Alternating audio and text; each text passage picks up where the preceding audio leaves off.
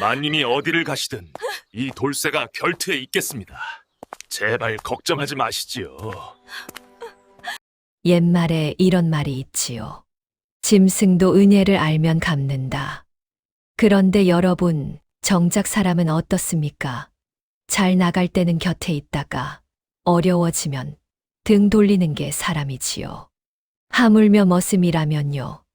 주인이 망하면 다른 곳으로 떠나는 게 당연한 세상이었습니다. 오늘 들려드릴 이야기는 소방맞고 쫓겨난 마님을 평생 지킨 한 머슴의 이야기입니다. 그 기구하고도 눈물겨운 사연 지금부터 들려드리겠습니다. 사연 시작 전 구독과 좋아요를 눌러주신다면 저에게는 큰 힘이 됩니다. 그럼 사연 시작합니다. 신부는 하늘보다 높고 가문의 법도는 목숨보다 소중했던 그 시절, 옛사람들 사이에 전해 내려오던 이야기 하나가 있었습니다. 어느 고을에 제법 이름난 사대부 가문이 있었어요. 대대로 벼슬을 지낸 집안이라 기와집 처마가 하늘을 찌를 듯 높았고 마당에는 귀한 화초가 철마다 꽃을 피웠답니다. 그 집안의 외동딸 연화는 18에 혼인하여 이웃 고을 정씨 가문으로 시집을 갔지요. 정씨 가문 역시 대대로 이름을 날린 명문가였습니다. 연화의 부모는 딸을 좋은 곳에 보냈다며 기뻐했고 연화 역시 새 삶에 대한 기대로 가슴이 부풀었거든요. 시집 가는 날 친정에서 어린 시절부터 함께 자란 머슴 돌쇠가 혼수짐을 지고 따라갔습니다. 돌쇠는 연화보다 2살 아래였지만 어릴 적부터 아씨 곁을 지키며 자란 터라 친정에서 딸려 보낸 것이었죠. 처음 1년은 평온했습니다. 연화는 시부모께 효도하고 남편을 공경하며 며느리 도리를 다했어요. 새벽같이 일어나 문안 인사를 드리고 밤늦도록 바느질을 했지요. 시어머니가 입맛이 없다 하시면 손수 미음을 쑤어 올렸고 시아버지 제삿날에는 며칠 밤을 새워 음식을 장만했답니다. 그런데 이상한 일이었습니다. 연화가 아무리 정성을 다해도 시어머니의 눈밖에 나는 일이 잦아졌거든요. 국이 짜다, 밥이 서리겄다, 빨래에서 냄새가 난다. 트집 아닌 트집이 하루가 멀다 하고 이어졌습니다. 연화는 그럴 때마다 고개를 숙이고 죄송하다 사죄했지요. 자신이 부족한 탓이라 여기며 더욱 열심히 살림을 했습니다. 하지만 시간이 흐를수록 상황은 나빠지기만 했어요. 혼인 3년째 연화의 배는 여전히 부르지 않았습니다. 시어머니에게 그것은 참을 수 없는 일이었지요. 정씨 가문의 대를 이을 손자가 없다는 것, 그 책임이 며느리에게 있다는 것. 시어머니는 틈만 나면 연화를 몰아세웠습니다. 어느 날 저녁이었습니다. 시어머니가 연화를 대청마루로 불렀어요. 남편과 집안 어른들이 모두 자리한 곳이었지요. 연화는 무슨 일인가 싶어 조심스레 들어섰습니다. 그리고 마루 한가운데 노인종이 한 장을 보았지요. 기별지, 이혼장이었습니다. 3년이 다 되도록 태기가 없으니 이게 어찌 며느리 노릇이란 말이냐? 시어머니의 목소리가 대청마루를 울렸습니다. 연화는 그 자리에 얼어붙었어요. 설마 했던 일이 현실이 된 것이지요. 어머니, 제가 부족한 탓이옵니다. 조금만 더 시간을. 연화가 무릎을 꿇으며 말했습니다. 하지만 시어머니는 냉정했어요. 시간 3년을 기다렸다.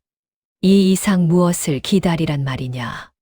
대를 끊으려는 게 아니면 썩 물러가거라. 연화는 남편을 바라보았습니다. 제발 한마디만 해달라고 눈빛으로 애원했지요. 그러나 정서방은 고개를 돌린 채 창밖만 바라보고 있었습니다. 그 옆모습에서 연화는 모든 것을 깨달았어요.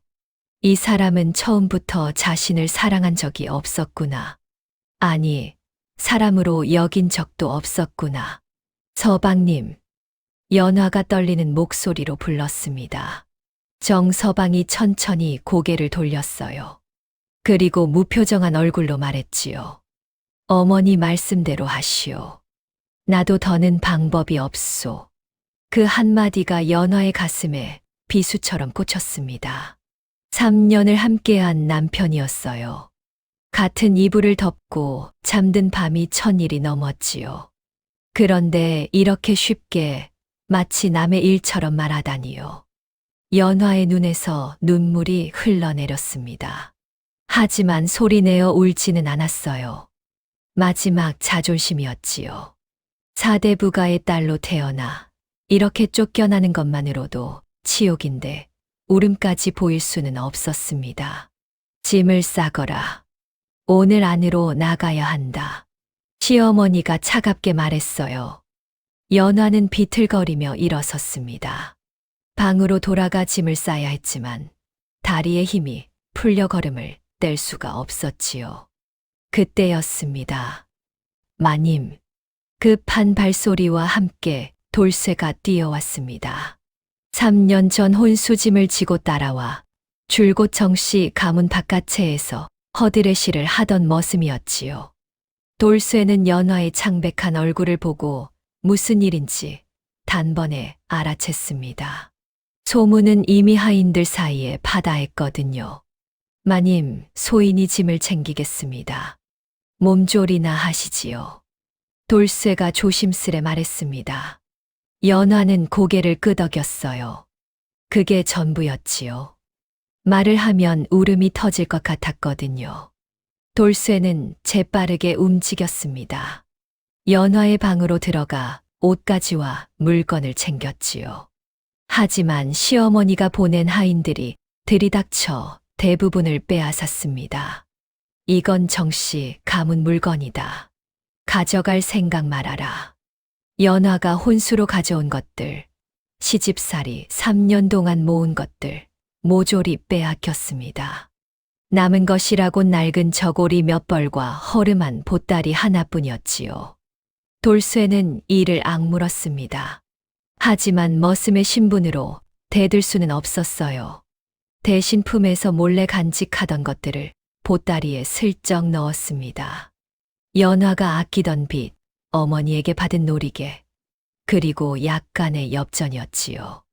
해가 저물 무렵 연화는 정시 가문 대문 밖으로 밀쳐졌습니다. 등 뒤로 문이 쾅 닫히는 소리가 들렸어요. 3년 동안 살았던 집, 자신의 모든 것을 바친 곳이었지요. 그런데 이렇게 허무하게 끝나다니요. 연화는 대문 앞에 한참을 서 있었습니다. 어디로 가야 할지 알 수 없었거든요. 친정은 이미 가세가 기울어 갈 곳이 못 되었습니다. 아버지는 돌아가시고 어머니 혼자 근근히 살아가는 형편이었지요. 거기에 소박 맞은 딸이 들어가면 어머니까지 손가락질 받을 것이 뻔했습니다. 마님, 돌쇠가 조심스레 다가왔습니다. 어깨에 보따리를 메고 있었지요. 어디로 가시렵니까? 연화는 대답하지 못했습니다. 대답할 수가 없었거든요. 갈 곳이 없다는 것을 인정하는 순간 무너져 버릴 것 같았습니다. 그때 돌쇠가 연화의 발치를 보았습니다. 맨발이었어요. 급하게 쫓겨나느라 신발도 신지 못한 것이지요. 클바닥에 선 맨발이 차가운 저녁 공기에 벌겋게 얼어 있었습니다. 돌쇠는 아무 말 없이 자신의 집신을 벗었습니다. 마님, 이거라도 신으시지요. 돌쇠야, 내 신발인데. 소인은 맨발로도 100일을 걸을 수 있습니다. 마님 발이 다치시면 안 되지요. 돌쇠가 연화 앞에 무릎을 꿇었습니다. 그리고 조심스럽게 마치 귀한 보물을 다루듯 연화의 발에 집신을 신겨 주었지요. 연화는 그 모습을 내려다보며 눈물을 흘렸습니다. 3년을 함께한 남편은 손 한 번 잡아주지 않았는데 머슴인 돌쇠가 자신의 신발을 벗어 신기고 있었거든요. 돌쇠야. 연화의 목소리가 떨렸습니다. 소인이 끝까지 모시겠습니다. 돌쇠가 고개를 들어 연화를 바라보았습니다. 눈빛이 단호했어요. 거짓이 없는 진심 어린 눈이었지요. 마님이 어디를 가시든 이 돌쇠가 곁에 있겠습니다. 제발 걱정하지 마시지요. 연화는 한참 동안 말이 없었습니다. 그리고 천천히 고개를 끄덕였지요. 지금 이 순간 자신에게 남은 것은 이 충직한 머슴 하나뿐이었거든요. 어둠이 내려앉은 길 위로 두 사람이 걸음을 옮기기 시작했습니다. 앞서 걷는 연화, 그리고 그 뒤를 묵묵히 따르는 돌쇠. 보따리 하나와 빌려 신은 집신이 전부인 행렬이었지요. 정서방이 던진 이 혼장은 돌쇠의 가슴팍에 구겨져 들어가 있었습니다. 언젠가 이 종이를 던진 자에게 되돌려 줄 날이 오리라. 돌쇠는 속으로 그렇게 다짐했지요. 마님의 눈물을 닦아줄 날이 반드시 오리라고요. 하늘에서 별이 하나둘 떠오르고 있었습니다. 그러나 그 별빛 아래 두 사람의 앞길은 칠흑같이 어두웠지요. 갈 곳 없는 마님과 그 곁을 지키는 머슴. 이 기구한 인연이 어디로 흘러갈지 그 누구도 알지 못했습니다. 다만 한 가지 확실한 것이 있었어요. 돌쇠의 가슴 속에는 마님을 향한 한 가지 마음이 저 별빛보다 더 밝게 타오르고 있었다는 것을요. 그것이 무엇인지는 아직 돌쇠 자신도 몰랐습니다. 다만 마님 곁에 있어야 한다는 것, 마님을 지켜야 한다는 것, 그것만은 뼈에 새긴 듯 확실했지요. 그날 밤 두 사람은 한참을 걸었습니다. 연화는 앞만 보고 걸었어요. 어디로 가는지도 모른 채 그저 발이 이끄는 대로 걸었지요. 돌쇠는 그 뒤를 묵묵히 따랐습니다. 칠척장신의 거구가 어둠 속에서 그림자처럼 움직였어요. 한 손에는 보따리를, 다른 손에는 굵은 나뭇가지를 들고 있었지요. 혹시 모를 맹수나 위험을 대비한 것이었습니다. 달이 중천에 떠오를 무렵 연화의 걸음이 느려지기 시작했습니다. 더 이상 갈 곳이 없다는 것을 깨달았기 때문이지요. 친정으로 갈 수 없었습니다. 아버지는 3년 전 돌아가셨고 홀로 된 어머니는 작은 초가에서 삭바느질로 근근히 살아가고 있었거든요. 그 가난한 집에 소방 맞은 딸이 들어가면 어머니까지 손가락질 받을 것이 뻔했습니다. 연화가 걸음을 멈췄습니다. 길가에 낡은 산당이 보였어요. 지붕 반쪽이 무너져 내린 오래전 버려진 당집이었지요. 오늘은 여기서 쉬자꾸나. 연화가 힘없이 말했습니다. 돌쇠는 고개를 끄덕이고 재빠르게 움직였어요. 산당 안을 살펴 뱀이나 벌레가 없는지 확인하고 마른 낙엽을 긁어 모아 자리를 깔았지요. 그리고 자신의 겉옷을 벗어 연화에게 내밀었습니다. 마님, 밤이 차갑습니다. 이거라도 덮고 주무시지요. 그럼 넌 어쩌려고? 소희는 괜찮습니다. 타고난 체격이 워낙 건장하여 웬만한 추위쯤은 맨몸으로도 버틸 수 있거든요. 연화는 돌쇠의 옷을 받아들었습니다. 거절할 기력조차 없었거든요.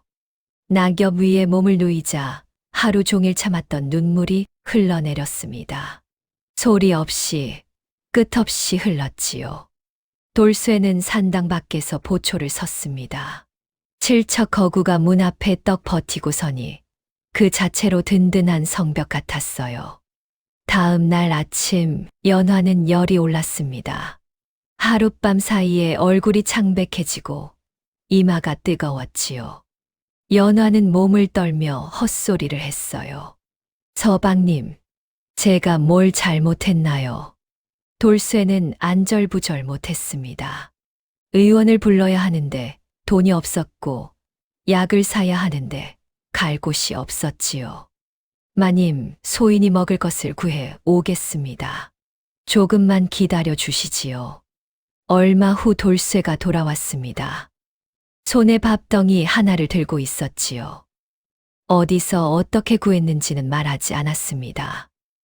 연화는 여전히 누워 있었습니다. 열은 조금 내렸지만 얼굴이 창백하고 입술이 바짝 말라 있었지요. 마님, 밥을 구해왔습니다. 조금만 드시지요. 돌쇠가 조심스레 연화를 일으켜 세웠습니다. 칠척 허구의 손이 마님을 붙드는 모습이 어찌나 조심스럽던지 마치 깨지기 쉬운 보물을 다루는 것 같았어요. 연화는 눈을 떴습니다. 그리고 돌쇠의 얼굴을 보았지요. 어딘가 풀이 죽어 있었거든요. 돌쇠야, 무슨 일 있었느냐? 아무 일도 아닙니다. 괜찮습니다. 돌쇠가 어색하게 웃었습니다. 연화는 알았어요. 이 우직한 머슴이 자신을 위해 무슨 일을 겪었는지를요. 연화의 눈에서 눈물이 흘렀습니다.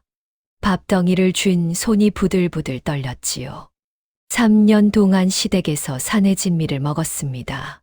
비단 이불을 덮고 기와집에서 살았지요. 그런데 남편은 단 한 번도 자신을 위해 무언가를 해준 적이 없었어요. 그런데 지금 머슴 신분의 돌쇠가 온 장터에서 망신을 당하며 밥 한 덩이를 구해왔습니다. 수모를 겪고도 마님 앞에서는 아무 일 없다고 둘러댔지요. 연화는 밥을 삼키며 울었습니다.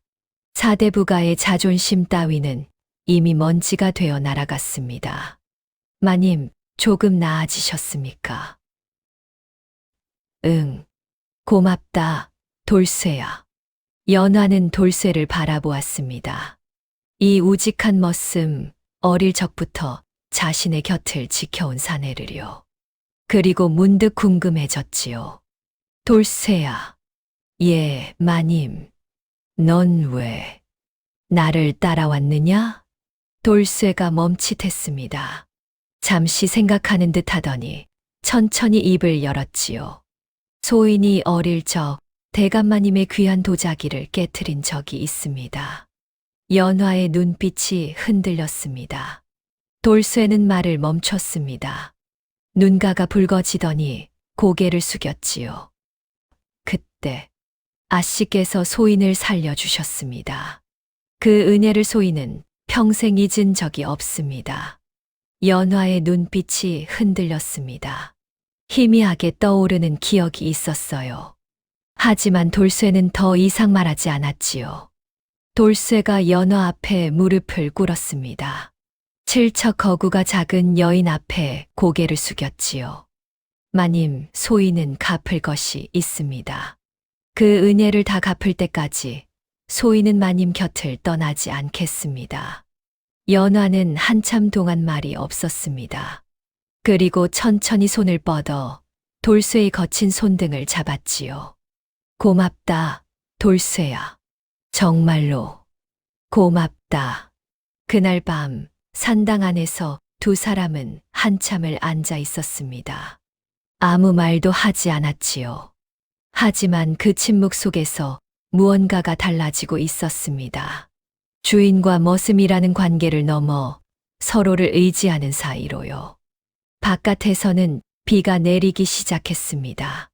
하지만 처마 밑에 웅크린 두 사람은 이상하게도 춥지 않았습니다. 서로의 온기가 있었으니까요.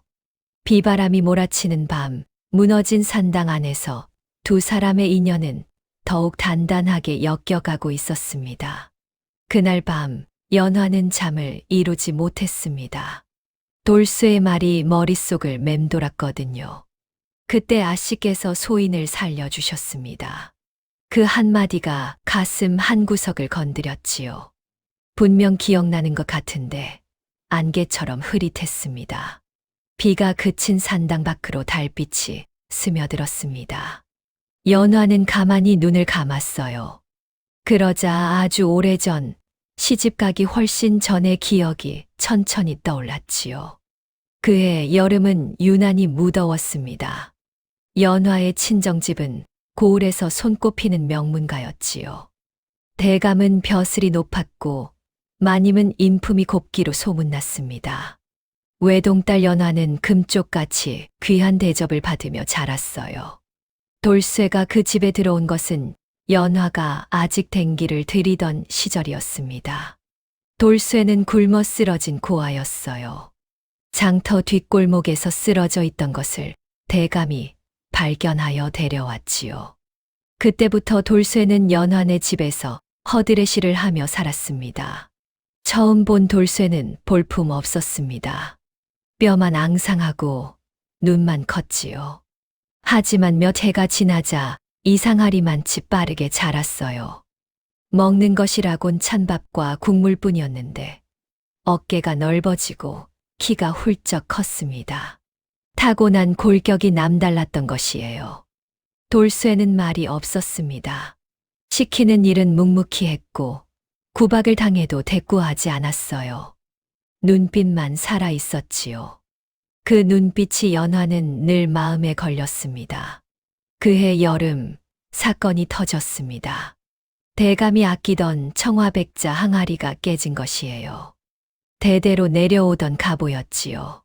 도자기 하나가 쌀 100섬 값이라는 소문이 돌 정도였습니다. 누가 이랬느냐? 대감의 고함이 집안을 뒤흔들었습니다. 하인들이 벌벌 떨며 모였지요. 아무도 입을 열지 못했습니다. 그때 돌쇠가 앞으로 나섰습니다. 떨리는 목소리로 자신이 그랬다고 말했지요. 사실 마당을 쓸다가 빗자루가 항아리에 살짝 닿은 것뿐이었습니다. 그런데 항아리가 받침대에서 굴러 떨어졌어요. 대감의 얼굴이 시뻘겋게 변했습니다. 이놈을 당장 내쫓아라. 아니, 관가에 넘겨 다스려야겠다. 그 시절 종이 주인의 물건을 망가뜨리면 어떻게 되는지 모두가 알았습니다. 쫓겨나거나 팔려나가거나 관가에 넘겨지거나 돌쇠에게 그 어떤 것도 감당할 수 없는 일이었지요. 돌쇠는 마당 한복판에 무릎을 꿇었습니다. 몸이 부들부들 떨렸어요. 하지만 울지는 않았지요. 울어봤자 소용없다는 것을 이미 알고 있었거든요. 그때였습니다. 아버지, 연화가 방에서 뛰어나왔습니다. 모두의 시선이 아씨에게 쏠렸지요. 연화는 대감 앞에 무릎을 꿇으며 말했습니다. 그 항아리는 자신이 깬 것이라고요. 어젯밤 잠이 오지 않아 마당을 거닐다가 실수로 건드렸다고요. 대감이 멈칫했습니다. 금쪽 같은 외동딸이 무릎 꿇은 모습에 화가 순식간에 사그라들었지요. 에휴, 깨진 건 어쩔 수 없고 다음부턴 조심해라. 대감이 돌아서며 손을 내저었습니다. 다들 흩어지라고 오늘 일은 없던 걸로 하겠다고요. 하인들이 물러갔습니다. 마당에는 연화와 돌쇠만 남았지요. 돌쇠는 여전히 무릎을 꿇은 채 멍하니 연화를 올려다보고 있었습니다. 무슨 일이 벌어진 건지 이해가 되지 않았거든요. 연화가 돌쇠에게 다가왔습니다. 일어나라고 했지요. 돌쇠는 비틀거리며 일어섰습니다. 다리에 힘이 풀려 제대로 서지도 못했어요. 연화가 물었습니다. 밥은 먹었느냐고요. 돌쇠는 멍하니 연화를 바라보았습니다. 뜻밖의 질문이었거든요. 고개를 저었지요. 아침부터 아무것도 먹지 못했습니다. 따라와. 연화가 앞장서서 걸었습니다. 돌쇠는 영문도 모른 채 뒤를 따랐지요. 연화가 돌쇠를 데려간 곳은 부엌 뒤편 광이었습니다. 아무도 오지 않는 구석진 곳이었지요. 연화가 잠시 사라졌다가 손에 무언가를 들고 돌아왔습니다. 보리 주먹밥 하나와 종이에 쌓인 조그만 무언가. 연화가 주먹밥을 내밀었습니다. 허겁지겁 먹지 말고 천천히 먹으라고 체하면 안 된다고 했지요. 돌쇠는 난생 처음 들어보는 말투였어요. 지금껏 이놈, 저놈 소리만 들으며 살았거든요. 돌쇠가 주먹밥을 한 입 빼어 물었습니다. 보리밥이었지만 따뜻했어요. 눈물이 주르륵 흘러내렸습니다. 왜 우는지 자기도 몰랐지요. 그냥 눈물이 났습니다. 연화는 아무 말 없이 지켜보았습니다. 돌쇠가 주먹밥을 다 먹었을 때 연화가 종이에 쌓인 것을 내밀었지요. 돌쇠가 종이를 펼쳤습니다. 노르스름한 빛깔에 동그란 것이 들어 있었어요. 약과였습니다. 돌쇠는 약과라는 것을 본 적도 없었어요. 귀한 집 아씨나 먹는 것이라는 건 어렴풋이 알았지만 실물은 처음이었습니다. 연화가 먹어보라고 했습니다. 돌쇠가 조심스레 약과를 집어들었어요. 한 입 빼어 물었지요. 달았습니다. 세상에 이렇게 단 것이 있다는 걸 돌쇠는 몰랐어요. 혀끝에서 녹아내리는 그 맛이 마치 다른 세상에 온 것 같았지요. 눈물이 또 흘러내렸습니다. 연화가 빙그레 웃었습니다. 맛있냐고 물었지요. 돌쇠가 고개를 끄덕였습니다. 말이 나오지 않았어요. 약과를 씹으며 훌쩍훌쩍 울기만 했지요. 연화가 돌쇠 옆에 쪼그려 앉았습니다. 아씨와 종놈이 광 뒤편 구석에 나란히 앉은 모습이었지요. 돌쇠야.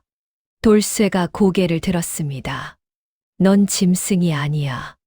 넌 내 사람이야. 알겠지? 돌쇠는 그 말의 뜻을 완전히 이해하지 못했습니다. 하지만 가슴 한가운데가 뜨거워지는 것을 느꼈어요. 태어나서 처음으로 누군가에게 사람 취급을 받은 순간이었지요. 돌쇠가 물었습니다. 아씨가 소인 대신 거짓말하셔서 혼나셨을 텐데 왜 살려주셨습니까? 연화가 잠시 생각하더니 대답했습니다. 그냥 내가 무릎 꿇고 떨고 있는 게 불쌍해서. 단순한 대답이었습니다. 하지만 돌쇠에게는 세상 전부와도 바꿀 수 없는 말이었지요. 돌쇠가 연화 앞에 납작 엎드렸습니다. 평생 아씨를 잊지 않겠다고 했지요. 연화가 피식 웃었습니다. 뭘 그렇게까지 하느냐며 일어나라고 했어요. 누가 보면 이상하게 생각한다고요. 돌쇠가 일어섰습니다. 연화가 먼저 광을 나섰지요. 돌쇠는 그 뒷모습을 한참 바라보았습니다. 저 분을 위해서라면 무엇이든 하겠다. 그 다짐이 돌쇠의 가슴에 깊이 새겨졌습니다. 산당 안에서 연화가 눈을 떴습니다. 회상에서 빠져나온 것이지요. 그제야 모든 것이 선명하게 기억났습니다. 그날의 약과 그날의 햇살, 그리고 눈물 범벅이 된 돌쇠의 얼굴까지요. 연화는 고개를 돌렸습니다. 산당 문 앞에 돌쇠가 앉아 있었어요. 밤새 보초를 선 모양이었지요. 칠척 거구가 문지방에 기대 앉은 모습이 우스꽝스러우면서도 마음이 아팠습니다. 그때의 앙상했던 아이가 저렇게 큰 사내가 되었구나. 그리고 여전히 나를 지키고 있구나. 연화의 눈에서 눈물이 흘러내렸습니다. 소리 없이 조용히요. 그날 건넨 약과 한 알이 이 사내의 평생을 바꿔놓았다는 것을 연화는 이제야 깨달았습니다. 그리고 생각했지요. 나도 이 사람에게 빚진 것이 있다. 언젠가 반드시 갚아야 할 빚이. 며칠이 지났습니다. 연화의 열은 내렸지만 갈 곳이 없는 건 여전했지요. 산당에서 하루하루 버티는 것이 고작이었습니다. 돌쇠는 날마다 장터와 마을을 돌아다니며 품삯이라도 벌어왔어요. 칠척 장신의 거구가 힘쓰는 일이라면 뭐든 했지요. 쌀가마 나르기, 땔감 패기, 짐 운반하기. 하루 종일 일해도 푼돈밖에 되지 않았지만 그 돈으로 마님의 끼니를 이었습니다. 연화는 그런 돌쇠가 안쓰러웠습니다. 하지만 지금은 그의 도움 없이는 하루도 살 수 없는 처지였지요. 사대부가의 딸이라는 자존심은 이미 버린 지 오래였습니다. 어느 날이었습니다. 돌쇠가 장터에서 돌아오는 길에 산길 쪽에서 이상한 소리를 들었어요. 고함 소리와 말발굽 소리가 뒤섞여 들려왔지요. 돌쇠가 걸음을 멈췄습니다. 그리고 소리가 나는 쪽으로 조심스레 다가갔어요. 산길 한복판에서 마차 한 대가 멈춰 서 있었습니다. 그리고 그 주위를 험상궂은 자들이 에워싸고 있었지요. 도적대였습니다. 대여섯 명은 되어 보였어요. 마차 안에서 중년 사내 하나가 끌려 나왔습니다. 비단 옷을 입고 있었지만 얼굴이 사색이 되어 있었지요. 짐꾼으로 보이는 자들은 이미 도망친 모양이었습니다. 이놈이 팔도를 돌아다니며 돈을 긁어모은 강거상이라지. 도적 두목으로 보이는 자가 비웃었습니다. 재물은 다 내놓고 목숨만 건져가거라. 강거상이 벌벌 떨었습니다. 아무리 돈이 많아도 산길에서 도적을 만나면 소용이 없었지요. 돌쇠는 나무 뒤에 숨어 그 광경을 지켜보았습니다. 나설까 말까 망설였어요. 저 많은 도적을 상대하는 건 무모한 짓이었거든요. 하지만 저대로 두면 저 사람은 틀림없이 목숨을 잃을 터였습니다. 돌쇠의 머릿속에 연화의 얼굴이 스쳤습니다. 마님을 위해 돈을 벌어야 했습니다. 마님께 따뜻한 집과 밥을 드려야 했지요. 그러려면 살아남아야 했습니다. 하지만 돌쇠는 이를 악물었습니다. 그리고 나무 뒤에서 벌떡 일어났지요. 거기 멈춰라. 도적들이 일제히 돌쇠를 바라보았습니다. 칠척 장신의 거구가 나타나자 잠시 움찔했지요. 하지만 곧 비웃었습니다. 뭐야, 이놈은 죽고 싶어서 환장했나? 두목이 부하들에게 눈짓했습니다. 두 명이 돌쇠를 향해 달려들었지요. 돌쇠는 피하지 않았습니다. 첫 번째 자가 덤벼들자 돌쇠의 거대한 손이 그 자의 멱살을 움켜잡았어요. 그리고 그대로 들어올려 옆으로 내던졌지요. 사내의 몸이 허공에 붕 떴다가 나무에 부딪혀 나뒹굴었습니다. 두 번째 자가 막대기를 휘둘렀습니다. 돌쇠가 팔로 막았어요. 둔탁한 소리가 났지만 돌쇠는 꿈쩍도 하지 않았습니다. 오히려 막대기를 잡아채서 부러뜨렸지요. 도적들의 얼굴에 당황한 기색이 떠올랐습니다. 이놈이 두목이 직접 나섰습니다.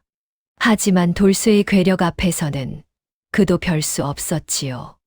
돌쇠가 두목의 가슴팍을 밀치자 두목의 몸이 몇 발자국이나 밀려났습니다. 두목이 땅바닥에 나뒹굴었습니다. 부하들이 우왕좌왕했지요. 이 괴물 같은 놈, 물러나라. 두목이 소리쳤습니다. 도적들은 쓰러진 동료들을 부축해 도망치기 시작했어요. 순식간에 산길이 조용해졌지요. 돌쇠는 거친 숨을 몰아쉬었습니다. 팔뚝에 시퍼런 멍이 들었지만 크게 다친 데는 없었어요. 강거상이 비틀거리며 다가왔습니다. 고맙소. 목숨을 구해 주었소. 거상은 연신 허리를 굽혔습니다. 돌쇠는 멋쩍게 머리를 긁적였지요. 괜찮으십니까, 나리? 덕분에 살았소. 이 은혜를 어찌 갚아야 할지. 거상이 품에서 돈주머니를 꺼냈습니다. 묵직해 보였지요. 이건 사례금이요. 받아주시오. 돌쇠는 돈주머니를 바라보았습니다. 저 돈이면 마님과 한동안 편히 살 수 있을 터였지요. 하지만 돌쇠는 고개를 저었습니다. 소인은 돈이 필요한 게 아닙니다. 그럼 무엇을 원하시오? 돌쇠가 잠시 망설였습니다. 그리고 입을 열었지요. 소인에게는 모시는 분이 계십니다.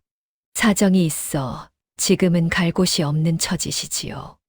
거상이 고개를 끄덕였습니다. 그 분의 신변을 부탁드려도 되겠습니까?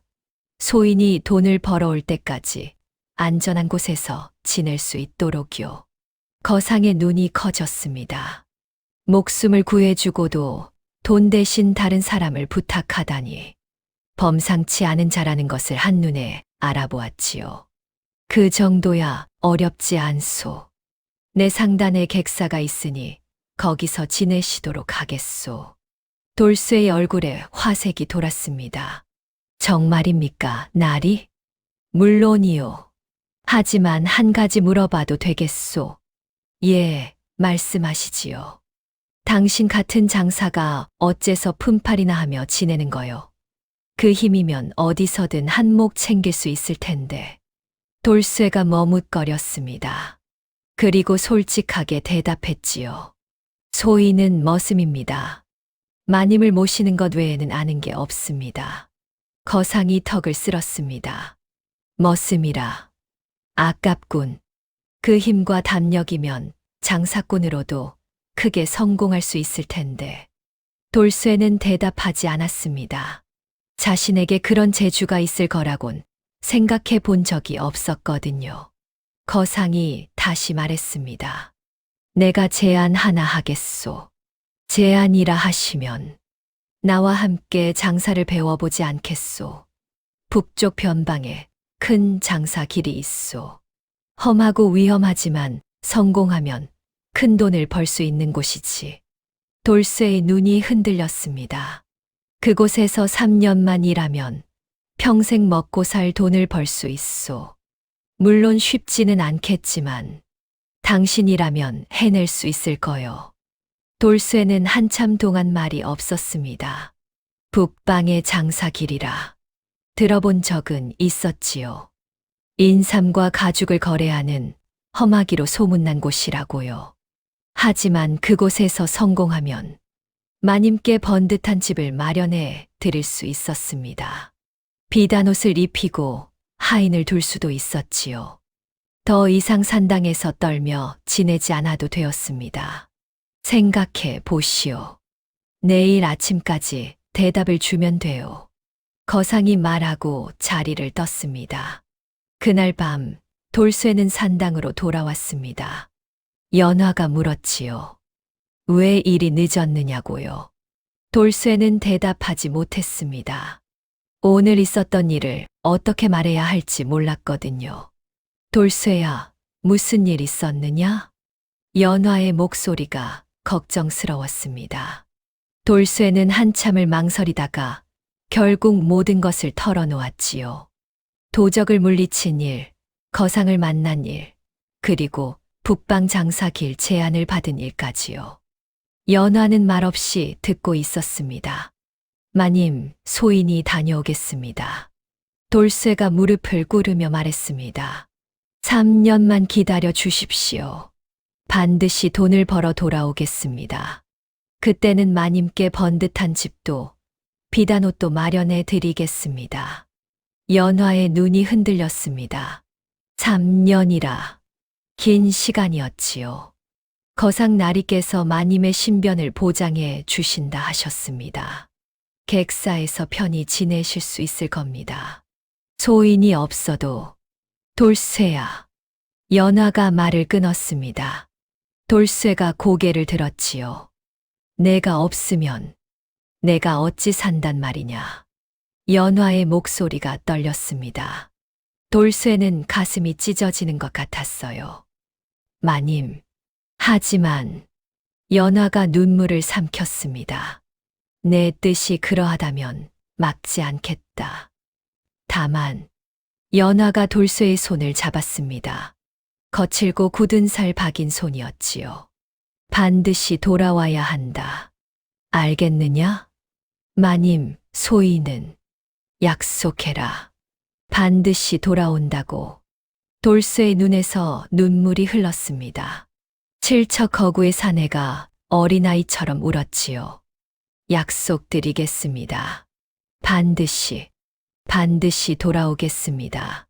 다음 날 아침이었습니다. 거상의 마차가 산당 앞에 도착했습니다.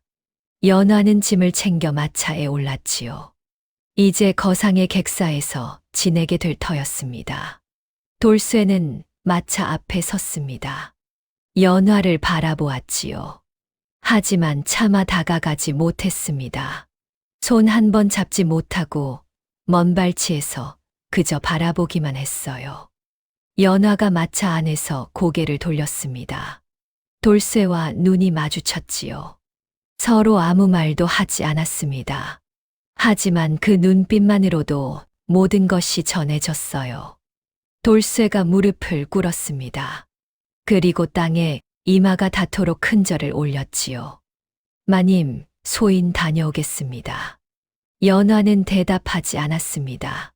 고개를 돌렸지요. 울음을 보이고 싶지 않았거든요. 마차가 천천히 움직이기 시작했습니다. 돌쇠는 마차가 시야에서 사라질 때까지 그 자리에 엎드려 있었습니다. 이마에 흙이 묻었지만 닿지 않았어요. 반드시 돌아오겠습니다. 반드시 마님께 좋은 세상을 보여드리겠습니다. 돌쇠가 일어섰습니다. 그리고 북쪽을 향해 걸음을 옮겼지요. 새로운 여정이 시작되고 있었습니다. 북방으로 가는 길은 멀고도 험했습니다. 돌쇠는 강거상의 상단에 합류하여 북쪽으로 향했지요. 처음 보는 풍경이 눈앞에 펼쳐졌습니다. 산은 점점 높아지고 바람은 점점 매서워졌어요. 남쪽에서는 상상도 못할 추위가 뼈를 파고들었지요. 상단 사람들은 돌쇠를 신기한 눈으로 바라보았습니다. 칠척장신의 거구가 짐꾼으로 들어왔으니까요. 하지만 곧 그 시선은 감탄으로 바뀌었지요. 돌쇠의 힘은 상상을 초월했거든요. 다른 짐꾼 셋이 들짐을 혼자서 거뜬히 들었습니다. 강거상이 돌쇠를 눈여겨보았습니다. 자네, 그냥 짐꾼으로 두기엔 아깝군. 거상은 돌쇠를 자신의 곁에 두기 시작했지요. 장사하는 법을 가르쳐 주었습니다. 물건 값을 매기는 법, 사람을 잇는 법, 거래에서 밀고 당기는 법. 돌쇠는 그를 몰랐지만 머리는 명석했어요. 한 번 들은 것은 잊지 않았고 숫자는 귀신같이 계산했지요. 첫 번째 겨울이 왔습니다. 북방의 겨울은 혹독했습니다. 코끝이 얼어붙을 것 같은 추위가 며칠이고 계속되었지요. 상단 사람들 중 몇몇은 병을 얻어 쓰러졌습니다. 하지만 돌쇠는 끄떡없었어요. 타고난 체력이 남달랐거든요. 밤마다 돌쇠는 하늘을 올려다보았습니다. 별이 유난히 맑게 빛나는 북방의 밤하늘이었지요. 그때마다 연화의 얼굴이 떠올랐습니다. 마님은 잘 계실까? 따뜻한 곳에서 편히 지내고 계실까? 혹시 아프진 않으실까? 돌쇠는 품속에서 작은 천 조각을 꺼냈습니다. 헤어지던 날 연화가 건네준 것이었지요. 낡은 손수건이었습니다. 연화의 손때가 묻은 세상에서 가장 귀한 물건이었어요. 기다려 주십시오, 마님. 돌쇠는 손수건을 가슴에 품고 잠들었습니다. 두 번째 해가 밝았습니다. 돌쇠는 이제 단순한 짐꾼이 아니었습니다. 강거상의 오른팔이 되어 있었지요. 인삼거래에서 두각을 나타냈고 가죽 장사에서도 눈썰미를 보였습니다. 무엇보다 사람들이 돌쇠를 믿었어요. 거짓말을 할 줄 모르는 우직한 성품 때문이었지요. 하지만 북방의 장사길이 순탄하기만 한 것은 아니었습니다. 어느 날 상단이 산적대에 습격을 받았습니다. 이번엔 규모가 컸어요. 20명은 넘어 보였지요. 상단 사람들이 우왕좌왕했습니다. 돌쇠가 앞으로 나섰습니다. 소인이 막겠습니다. 다들 물건을 지키시오. 돌쇠는 곁에 있던 굵은 나무 막대기를 들었습니다. 그리고 산적들을 향해 돌진했지요. 그날의 싸움은 치열했습니다. 돌쇠는 혼자서 대여섯 명을 상대했어요. 막대기가 부러지자 맨손으로 싸웠지요. 돌쇠가 밀쳐내는 곳마다 산적들이 나가 떨어졌습니다. 하지만 돌쇠도 무적은 아니었습니다. 몸 여기저기가 욱신거렸지요. 그래도 물러서지 않았습니다. 마님을 생각하면 물러설 수 없었거든요. 결국 산적들이 먼저 도망쳤습니다. 돌쇠는 지친 몸을 이끌고 그 자리에 털썩 주저앉았지요. 강 거상이 달려왔습니다. 돌쇠, 괜찮은가? 예, 괜찮습니다. 돌쇠가 힘없이 웃었습니다. 거상의 눈에 눈물이 고였지요. 자네 같은 사람은 처음이야. 목숨을 걸고 상단을 지키다니. 그날 이후 강거상은 돌쇠를 아들처럼 대했습니다. 장사의 비법을 아낌없이 전수했지요. 돌쇠는 스펀지가 물을 빨아들이듯 모든 것을 배웠습니다. 세 번째 해가 되었습니다. 돌쇠는 이제 어엿한 장사꾼이 되어 있었습니다.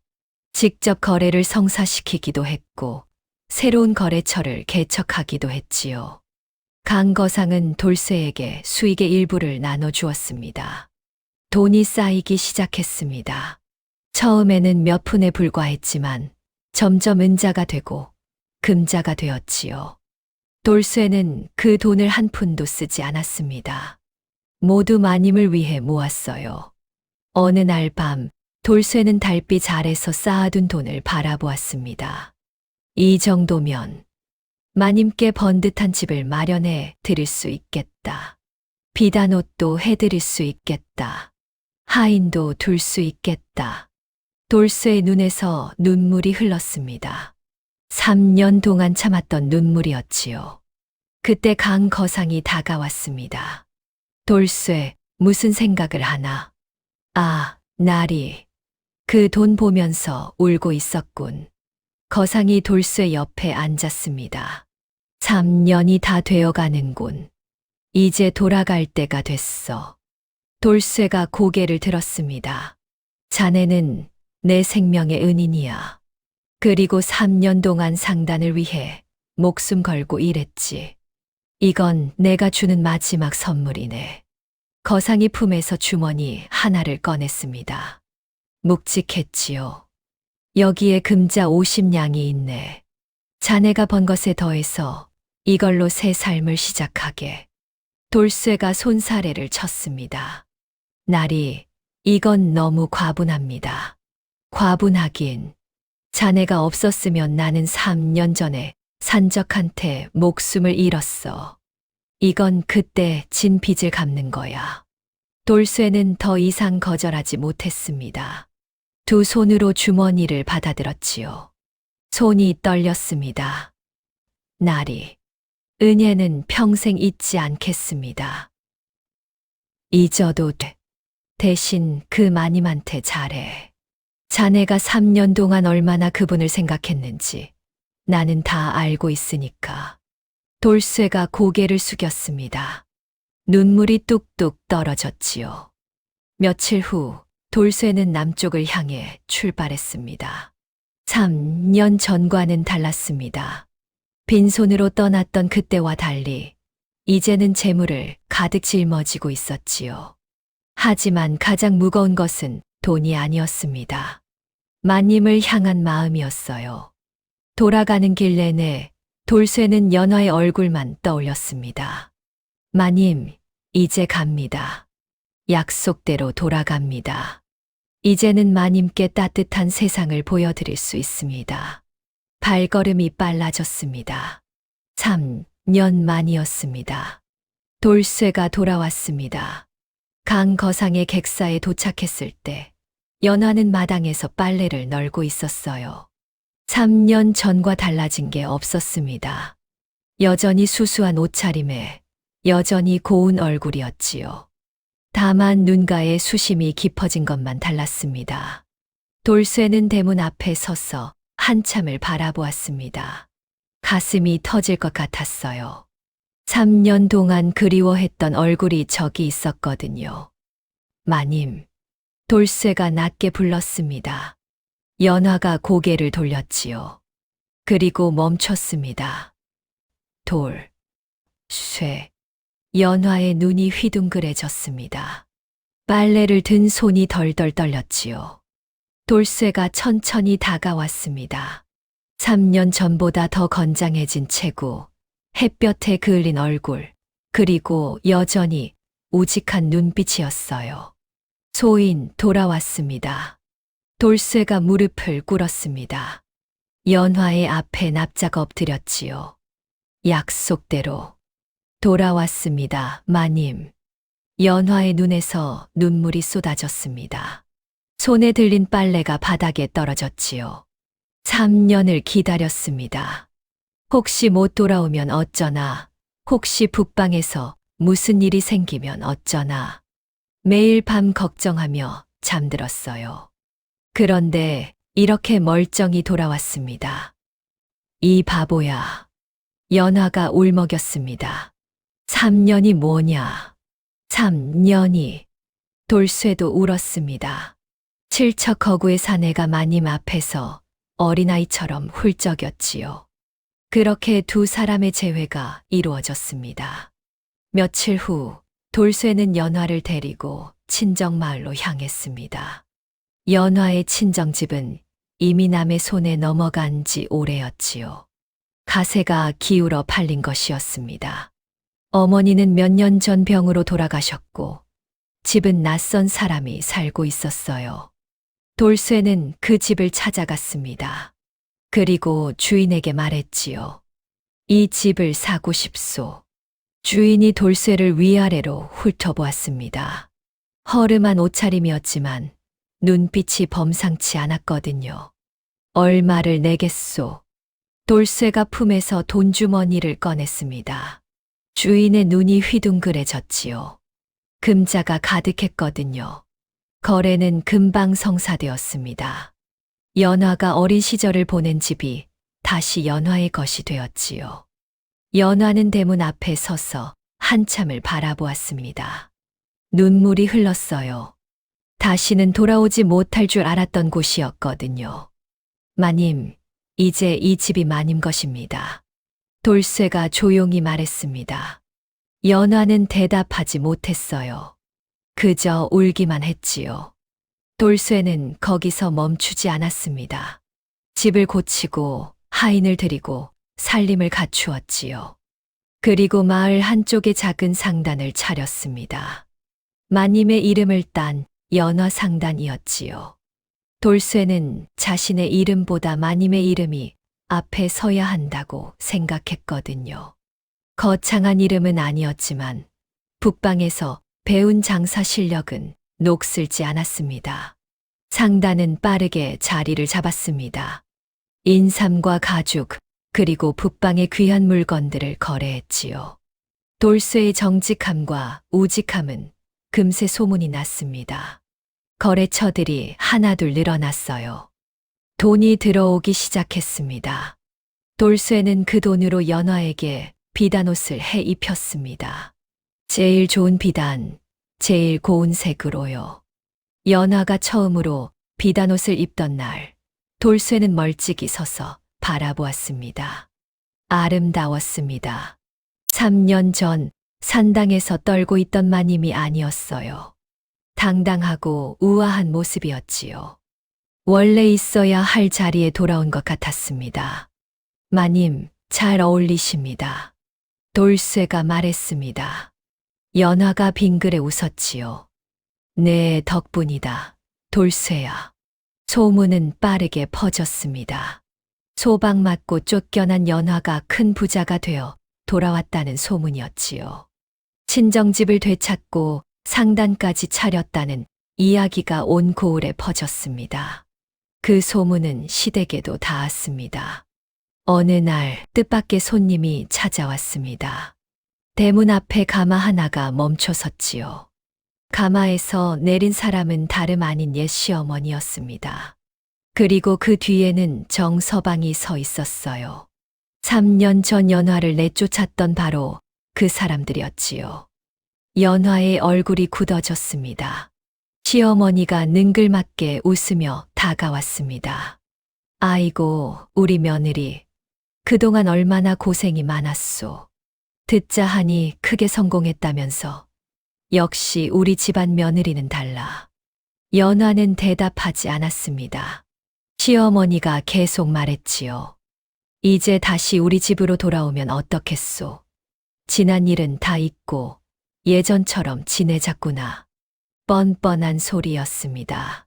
3년 전 맨발로 쫓아낸 것은 잊었는지요. 이혼장을 내밀며 대를 끊으려 한다고 호통친 것은 잊었는지요. 연화가 입을 열려는 순간 돌쇠가 앞으로 나섰습니다. 여긴 마님 댁이요. 돌쇠의 목소리가 낮고 단호했습니다. 시어머니가 돌쇠를 올려다보았지요. 칠척 거구가 대문을 가로막고 서 있었습니다. 허락 없이 들어올 수 없소. 이은 3년 전 마님을 맨발로 내쫓은 것 잊으셨소?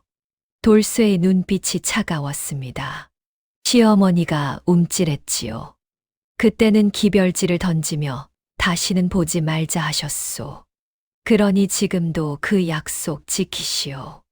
다시는 마님 앞에 얼씬거리지 마시오. 시어머니의 얼굴이 시뻘겋게 달아올랐습니다. 이놈이 감히. 소인은 마님 허락 없이는 파리 한 마리도 들이지 않겠소. 돌아가시오.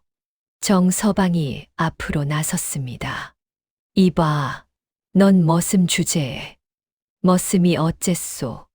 돌쇠가 정서방을 똑바로 바라보았습니다.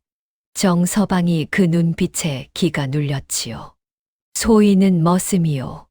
하지만 마님을 버린 당신보다는 낫다고 생각하오. 정서방의 얼굴이 창백해졌습니다. 아무 말도 못했지요. 돌아가시오. 2번 말하지 않겠소.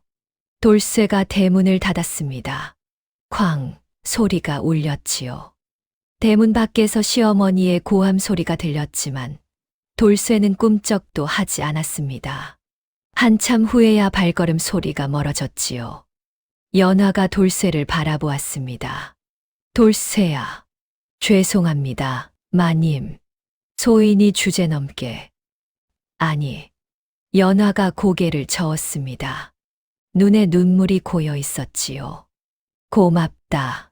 정말로 고맙다. 3년 전에 한이 풀리는 것 같았습니다. 맨발로 쫓겨나던 그날의 치욕이 오늘 조금은 씻긴 것 같았지요. 그날 밤 연화는 돌쇠를 불렀습니다. 돌쇠야, 잠깐 이리 오너라. 돌쇠가 다가왔습니다. 연화가 돌쇠의 손을 잡았지요. 거칠고 굳은 살 박인 손이었습니다. 3년 전보다 더 거칠어져 있었어요. 내 손이. 연화의 목소리가 떨렸습니다. 이 손으로 얼마나 고생했느냐. 얼마나 힘들었느냐. 마님, 소인은 괜찮습니다. 괜찮긴. 연화가 돌쇠의 손등을 쓰다듬었습니다. 눈물이 뚝뚝 떨어졌지요. 나 때문에. 내가 이 고생을. 마님 때문이 아닙니다. 돌쇠가 조용히 말했습니다. 소인이 원해서 한 일입니다. 마님께 좋은 것 해드리고 싶어서 한 일이에요. 후회 없습니다. 연화는 한참 동안 돌쇠의 손을 잡고 있었습니다. 아무 말도 하지 않았지요. 하지만 그 침묵 속에서 2 사람 사이의 말로 다 할 수 없는 무언가가 흐르고 있었습니다. 밖에서는 달빛이 환하게 비추고 있었습니다. 평화로운 밤이었지요. 하지만 이 평화가 얼마나 갈지 그 누구도 알지 못했습니다. 평화로운 나날이 이어졌습니다. 돌쇠 상단은 날로 번창했지요. 정직한 거래와 좋은 물건으로 소문이 나면서 거래처가 늘고 돈이 들어왔습니다.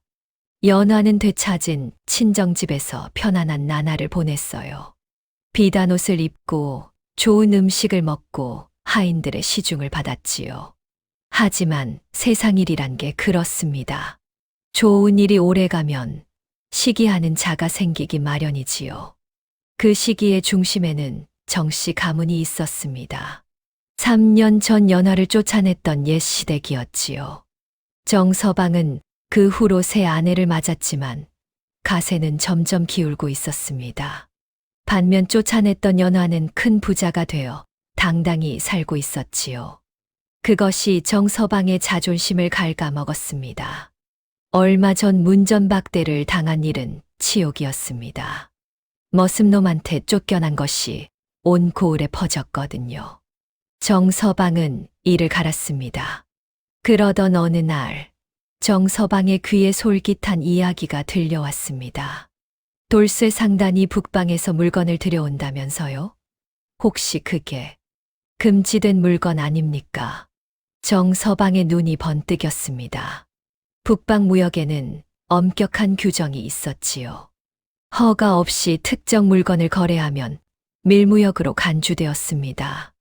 물론 돌쇠 상단은 정당한 거래만 했어요. 하지만 없는 죄도 만들어 씌우는 게 세상이었지요. 정서방은 관하에 고발장을 넣었습니다. 돌쇠 상단이 북방과 밀무역을 하고 있으며 그 배후에는 연화가 있다는 내용이었지요. 물론 거짓이었습니다. 하지만 정서방은 관하에 뇌물을 뿌렸어요. 진실 따위는 돈 앞에서 힘을 잃는 법이었지요. 며칠 후 연화의 집 앞에 포졸들이 들이닥쳤습니다. 밀무역 혐의로 이 집을 수색한다. 포졸들이 대문을 박차고 들어왔습니다. 하인들이 비명을 질렀지요. 연화가 급히 마당으로 나왔습니다. 이게 무슨 일이요? 당신이 연화요? 밀무역의 수괴라는 고발이 들어왔소. 관하로 가시오. 연화의 얼굴이 창백해졌습니다. 밀무역이라니. 무슨 소리인지 알 수가 없었어요. 무슨 헛소리를. 우리 상단은 정당한 거래만 했소. 그건 관하에서 밝혀질 일이오. 자, 어서 가시오. 포졸이 연화의 팔을 잡으려 했습니다. 그때였습니다. 멈춰라. 우렁찬 목소리가 마당을 울렸습니다. 돌쇠가 뛰어왔지요. 칠척 허구가 연화 앞을 가로막았습니다. 비켜라. 이놈, 관하의 명이다. 잠깐만 기다리시오. 돌쇠의 목소리가 차분했습니다. 하지만 눈빛은 단호했지요. 밀무역의 수괴를 잡으러 왔다 하셨소. 그렇다. 그렇다면 잘못 찾아오셨소. 포졸이 미간을 찌푸렸습니다. 무슨 소리냐? 돌쇠가 한 발 앞으로 나섰습니다. 그리고 또박또박 말했지요. 밀무역이 있었다면 그것은 모두 이 돌쇠가 독단적으로 저지른 일이오. 마님은 아무것도 모르시오. 연화의 눈이 휘둥그레졌습니다. 돌쇠야, 무슨 소리를. 마님은 상단 일에 관여하신 적이 없소. 돌쇠가 연화를 돌아보지 않고 말했습니다. 장부도 거래도 모든 것은 소인이 처리했소. 마님은 그저 이름만 빌려주셨을 뿐이오. 이놈이 지금. 포졸이 돌쇠를 노려보았습니다. 돌쇠가 무릎을 꿇었지요. 소인을 잡아가시오.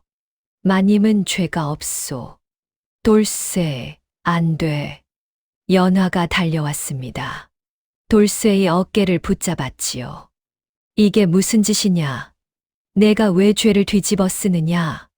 돌쇠가 천천히 고개를 돌렸습니다. 연화를 바라보았지요. 눈빛이 고요했습니다. 마님. 옛날에 아씨께서 소인을 살려주셨지요. 대감 앞에 나서서 거짓말로 소인을 감싸주셨습니다. 연화의 눈에서 눈물이 흘렀습니다. 그날의 기억이 떠올랐거든요. 이번에는 소인이 그 은혜를 갚을 차례입니다. 돌쇠야. 이러지 마라. 마님, 소인은 후회 없습니다. 돌쇠가 빙그레 웃었습니다. 그리고 포졸들을 향해 두 손을 내밀었지요. 어서 결박하시오. 소인이 순순히 따라가겠소. 포졸들이 돌쇠의 손목에 밧줄을 감았습니다. 연화가 매달렸지요. 안 돼. 이 사람은 죄가 없어. 제발. 마님, 울지 마십시오. 돌쇠가 조용히 말했습니다. 소인은 괜찮습니다. 마님만 무사하시면 됩니다. 돌쇠야. 그리고 돌쇠가 잠시 말을 멈췄습니다. 그리고 연화를 똑바로 바라보았지요. 그날의 약과가 참으로 달았습니다. 연화의 심장이 멈추는 것 같았습니다. 어린 시절 광 뒤편에서 건넸던 약과 그 기억이 선명하게 떠올랐지요. 소희는 그 맛을 평생 잊지 못했습니다. 마님 덕분에 소희는 행복했습니다. 돌쇠가 끌려갔습니다. 연화는 그 자리에 주저앉았습니다. 하늘이 무너지는 것 같았어요. 돌쇠가 점점 멀어졌습니다. 뒤도 돌아보지 않았지요. 돌쇠야. 연화의 절규가 하늘에 닿았습니다. 돌쇠는 관아에 끌려갔습니다. 밀무역 혐의는 무거웠지요. 아무리 결백을 주장해도 소용없었습니다. 이미 뇌물로 판이 짜여 있었거든요. 돌쇠는 모든 죄를 인정했습니다. 마님을 지키기 위해서였지요. 옥에 갇힌 날들이 이어졌습니다. 모진 문초가 있었지요. 배후가 누구냐, 공범이 누구냐, 캐묻고 또 캐물었습니다. 하지만 돌쇠는 끝까지 입을 열지 않았어요. 자신이 혼자 한 일이라고 마님은 모른다고 버텼지요. 문초를 견디느라 돌쇠의 기력은 점점 쇠해갔습니다. 칠척거구가 야위어 갔지요. 하지만 돌쇠는 웃었습니다. 마님이 무사하다는 소식을 들을 때마다요. 그것만으로 충분했습니다. 한편 연화는 가만히 있지 않았습니다. 백방으로 뛰어다녔지요. 돌쇠의 결백을 증명하기 위해 증거를 모았습니다. 상단의 장부를 들고 관아를 찾아갔어요. 모든 거래가 정당했다는 것을 보여주었지요. 하지만 벽은 높았습니다. 뇌물로 눈이 먼 관리들은 증거를 무시했거든요. 연화는 포기하지 않았습니다. 더 높은 곳으로 갔지요. 가명의 억울함을 호소했습니다. 강 거상에게도 도움을 청했어요. 강 거상은 자신의 인맥을 동원해 연화를 도왔습니다. 마침내 진실이 밝혀지기 시작했습니다. 정서방의 거짓 고발이 드러났지요. 뇌물을 받은 관리들이 파직되었습니다. 돌쇠의 무죄가 증명되었어요. 석방 명령이 떨어졌습니다. 연화는 곧장 옥으로 달려갔습니다. 옥문이 열렸습니다. 돌쇠가 나왔지요. 하지만 연화는 숨이 멎는 것 같았습니다. 몇 달 만에 본 돌쇠는 딴 사람이 되어 있었어요. 칠척거구가 반쪽이 되어 있었지요. 얼굴은 창백하고 눈은 푹 꺼져 있었습니다. 걸음을 옮기는 것조차 힘겨워 보였어요. 돌쇠야. 연화가 달려갔습니다. 돌쇠를 부축했지요. 돌쇠가 힘없이 웃었습니다. 마님, 오셨습니까? 이 바보야. 이 바보야. 연화가 울었습니다. 돌쇠의 몸이 너무 가벼웠거든요. 그 단단하던 어깨가 뼈만 남아 있었습니다. 마님, 무사하셨군요. 다행입니다. 나는 괜찮아. 너는 왜 이렇게? 돌쇠가 연화의 손을 잡았습니다. 힘이 없었어요. 마님이 무사하시니 소희는 할 일을 다 했습니다. 돌쇠의 눈이 천천히 감겼습니다. 돌쇠야, 정신 차려. 연화가 돌쇠를 흔들었습니다. 집에 가자. 어서 집에 가서 쉬어야지. 정신 차려. 돌쇠야. 돌쇠가 겨우 눈을 떴습니다. 예, 마님. 집에 가지요. 연화는 돌쇠를 부축해 마차에 태웠습니다. 집으로. 어서 집으로. 연화의 가슴이 불안으로 가득 찼습니다. 제발, 제발 괜찮아야 해. 마차가 달렸습니다. 연화는 돌쇠를 부축해 방으로 옮겼지요. 하인들이 달려와 도왔습니다. 가장 따뜻한 방에 이불을 깔고 돌쇠를 눕혔어요. 의원을 불러라. 어서. 연화가 소리쳤습니다. 하인이 급히 뛰어나갔지요. 돌쇠는 이불 위에 누워 천장을 바라보았습니다. 눈빛이 흐릿했어요. 하지만 입가에는 미소가 떠올라 있었지요. 마님, 말하지 마. 힘 빼지 말고 가만히 있어. 연화가 돌쇠의 손을 꽉 잡았습니다. 차가웠어요.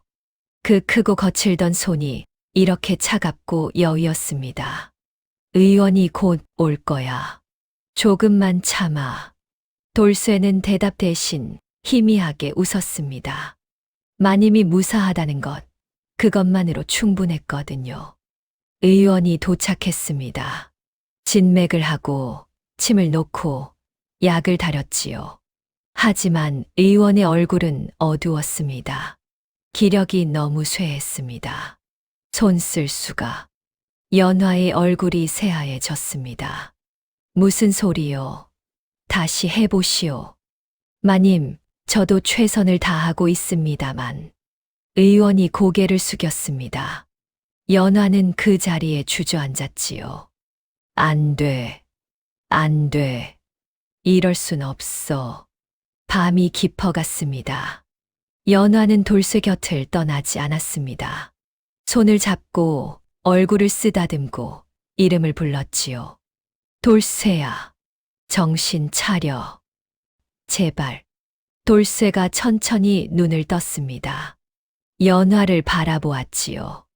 눈빛이 맑았습니다. 마님, 손 좀 잡아주십시오. 연화가 돌쇠의 손을 두 손으로 꽉 잡았습니다. 돌쇠가 희미하게 웃었지요. 따뜻합니다. 마님 손이 참 따뜻합니다. 연화의 눈에서 눈물이 멈추지 않았습니다. 돌쇠야, 제발 이러지 마. 내가 없으면 나는 어떡해. 마님은 강한 분입니다. 소인 없이도 잘 사실 수 있습니다. 아니야, 아니야. 마님. 돌쇠의 눈에 눈물이 고였습니다. 소인, 이번 생에 마님을 만나서 참 행복했습니다. 연화가 돌쇠의 손을 더 꽉 쥐었습니다. 말이 나오지 않았어요. 그저 눈물만 흘렀지요. 돌쇠가 천천히 말을 이었습니다. 그날 아씨께서 소인에게 약과를 주셨지요. 그 약과가 얼마나 달았는지 모릅니다.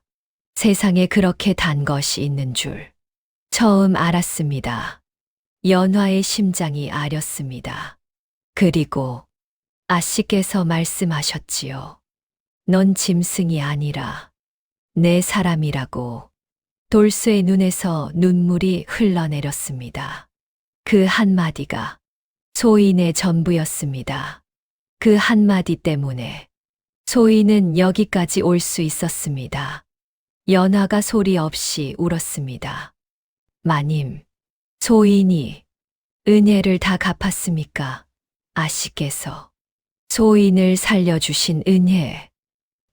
이제 다 갚은 겁니까? 연화가 돌쇠의 얼굴을 쓰다듬었습니다. 눈물이 뚝뚝 떨어졌지요. 응, 다 갚았어. 넌 충분히 갚았어. 돌쇠가 빙그레 웃었습니다. 다행입니다. 그 한마디에 돌쇠의 얼굴이 편안해졌습니다. 마치 평생 짊어졌던 짐을 내려놓은 것 같았지요. 이제 소인도 발 뻗고 잘 수 있겠습니다. 돌쇠야, 마님, 오래오래 행복하게 사십시오. 건강하시고 좋은 사람 만나시고 웃으면서 사십시오. 돌쇠의 손에서 힘이 빠져나갔습니다. 마님, 감사했습니다. 그리고 돌쇠는 눈을 감았습니다. 평화로운 얼굴이었습니다. 미소를 띤 채였지요. 마치 편안히 잠든 것 같았습니다. 돌쇠야. 연화가 돌쇠를 흔들었습니다. 돌쇠야. 일어나. 돌쇠야. 대답이 없었습니다. 안 돼. 안 돼.